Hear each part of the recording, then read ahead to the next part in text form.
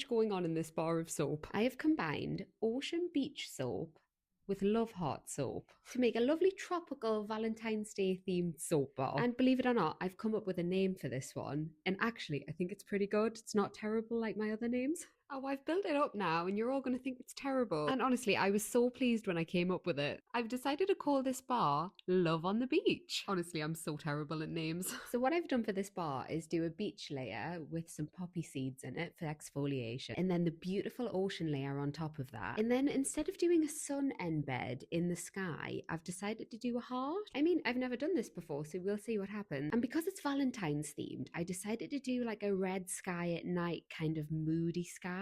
And I think it turned out really well. The whole bar is scented with passion fruit and mango fragrance, which is one of my favorites. And then I put loads of gold shimmer on top. And that's it. If you like fun soap content, please give me a follow. It really helps my business. Thank you.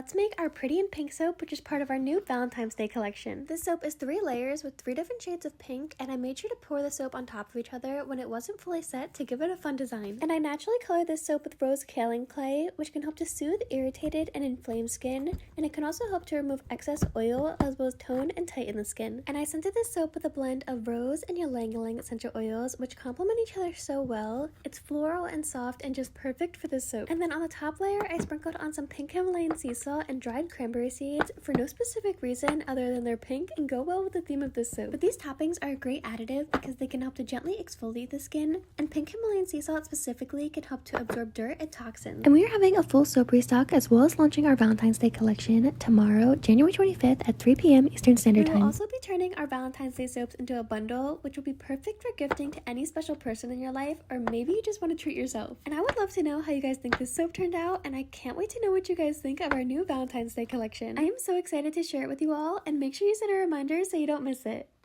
Let's cut my hundreds and thousands / fortnight soap. The comments for the making of video were really funny to me, and it's just because I feel like there were 2 opinions completely split on what this bar looked like. So the first one was that it looked like hundreds and thousands, which I totally agree with, and for some reason that answer to me just screams millennial.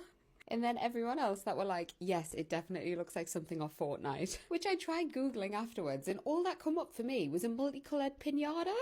I have no idea whether that's right. I mean, whatever the bar ends up being called, I'm not really that bothered, because what I'm really happy about with this is that I got the layers pretty spot on. I'm really pleased with how good they are. But you know what? For my first attempt, I will totally take that. Yay! Because I knew this bar was going to look so fun, I fragranced it with rhubarb and strawberry, and I think it is the perfect scent for this bar. And that's it. I hope you like this bar. And if you like soap content, if you could give me a follow, it really helps my business. Thank you!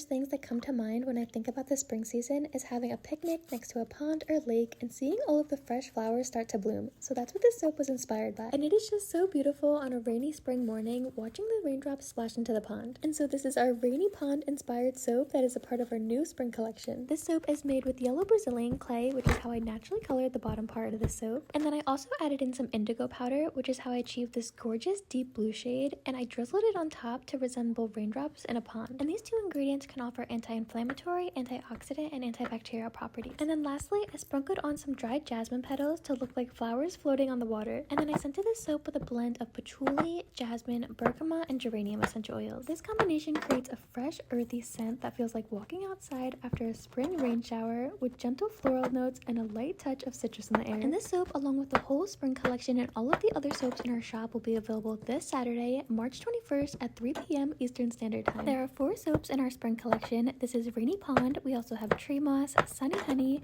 and those videos are posted now, and the last soap in the spring collection is Fresh Bloom, and that video will be posted tomorrow, so stay tuned.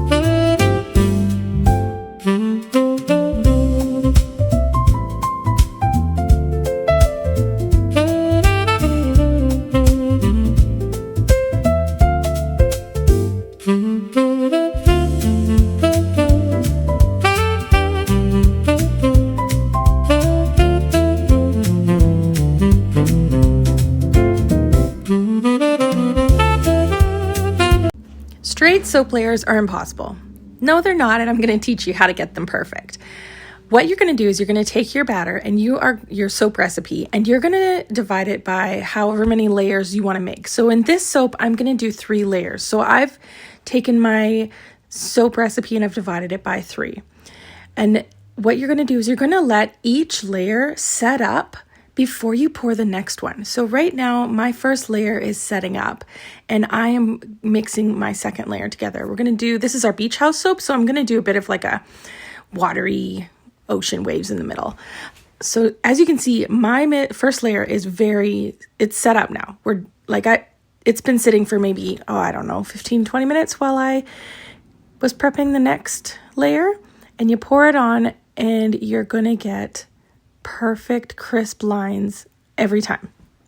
So it's not as hard as you think, but I really find that when you mix each layer individually and let them set up a little bit in between, you don't have any issues and it's perfect and it's not stressful. I liked to use this whisk to make it kind of look like clamshell on the top. I don't know. That just reminds me of clamshell. So I like to use the whisk to make the little toppers there. But yeah, I'll put on a little music. There'll be a cut at the end. And if you have any questions, put them in the comment section below and give us a follow.